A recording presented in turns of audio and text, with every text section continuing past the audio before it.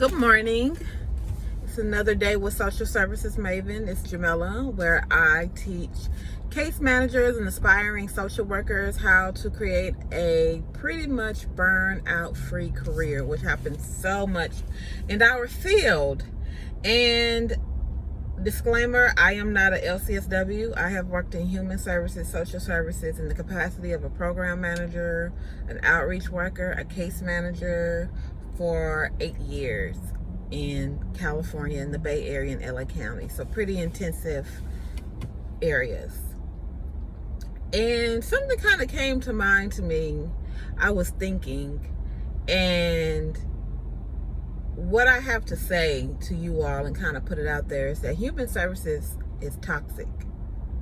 Social services, nonprofits that work with low income, that work with mental health, there is a culture of toxicity there.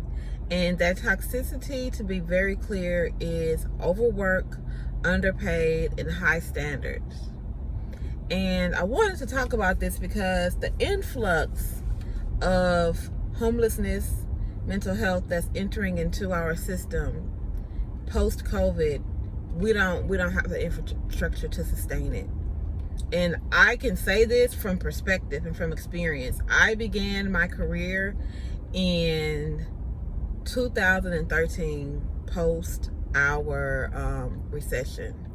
And though this might not be a recession in the sense of money, it is a recession in the sense of skill sets. It's a recession in the sense of mental health that has flourished. And that can be from a multitude of things: untreated grieving, not being diagnosed during this past 18 months. So therefore, whatever mental health you had has flourished. The amount of domestic abuse, sexual abuse, emotional abuse that individuals have experienced because of COVID, or those who have now become substance abuse users to cope. And all of those things are about to start coming out. It's about to be like, we're opening up these doors either through evictions or people downsizing, and they're about to enter in. And human service doesn't have the capacity for it. And they don't have the capacity because, one, they don't want to pay people fair. And specifically here in the Bay Area, where rent for a one-bedroom is $2,000. And you are making $24, between $24 and $27 an hour. It's unrealistic. As you can see, I'm always in my car when I'm making these videos. It's because I have to commute, because the jobs are in San Francisco and I live in East Bay. So that's one, in terms of your money, and the money that you are given is going to also bring in the employee, the skill set of that employee's level of commitment to their role. And when you have this mentality of low income employees working with low income, there's no growth that can happen, because the clientele and the employee are thinking the same, and that same is more than likely survival thinking. So I don't know the solution quite yet, because the hidden factor with nonprofits is that we're a nonprofit, we don't make an income, so we can't pay for this. And that's not always true. A nonprofit, a 501c3 under IRS, the reason you are there is because you don't pay taxes. So therefore, you clean your books at the end of the year, where you always come in the red or in the zeros. You cannot have money on your books. It's not saying that you're not making money. Nonprofits can also obtain earned income, which means that they can earn an income. They can sell a service or a product. They can have money outside of the services that they give, which could be therapy, which could be group, which could be housing, but they might make an income off of selling a program to another organization. If that makes sense to you. So that now has become earned income.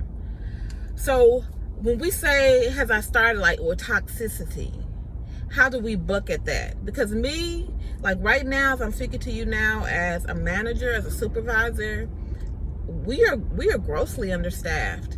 And the things that are coming into our buildings in terms of like the clientele, everybody's going to be burnt out, because we're all essential workers. We all work through COVID, and some of you have all worked through COVID. Getting your degrees, you probably graduated, and you more than likely got a job because you're so needed, a social worker, especially at LCSW right now, or MSW. So with you all being new, I want you to put in the comments or begin to brainstorm as you go through your job and you begin to see things. What are the missing components to success for the organization and thus for the clientele? That's high level thinking. How can we fully utilize the human factor of our organizations? How can we 100% utilize the outreach worker? How can we 100% utilize the program manager, the contracted social worker or therapist? Like, how can we begin to have conversations that people are getting the best out of the employees that they have hired, as well as creativity is able to flourish? These archaic practices from 1980s, from the 1990s, from all of these things of the crack epidemic, of HIV, and how we are constantly in reaction. We're constantly in reaction in human services and nonprofit. But now, with us getting higher degrees, some of us like myself who have experience under their belt as well as education, I can see those missing components, and it is getting on my damn nerves. Like, when I'm saying from a business standpoint, it is egregiously performing low. From a human resources standpoint to just basic business practices. And as I said before, or maybe I didn't say, I don't know, but a lot of times people start nonprofits and become successful because of the mission. And it is so important to have a mission valued organization, but you still have to create an income. You still have to operate as a business. You still have to have overhead costs. You still have to have operating costs. And those things take a skill set, and those things take degrees. And that is not always true in nonprofits. A lot of individuals are promoted or created based off someone liking them. And when you begin to get people in who are educated, who have experience, to start pushing back and say, hey, there's some questionable business practices going on here in the way that we are utilizing our staff, the way that we are underutilizing our staff, as well as how we are choosing to, pay bills. So when we begin to have those people enter in who can say, wait a minute, these are not the facts actually someone is covering, it becomes a culture of bullying. It becomes a culture of either you in with the program or you ain't. Either you're going to sit down or you're going to lay down type of things. So I want to bring this conversation up in a high level way, not just, throwing people under the bus, because people are people, but also just to say, like, what's stopping human services from evolving in a way that we are not reacting when things like this happen. No one has ever seen COVID, but we have seen the flu. We have seen measles. We have seen polio. We have seen some communicable diseases in our society.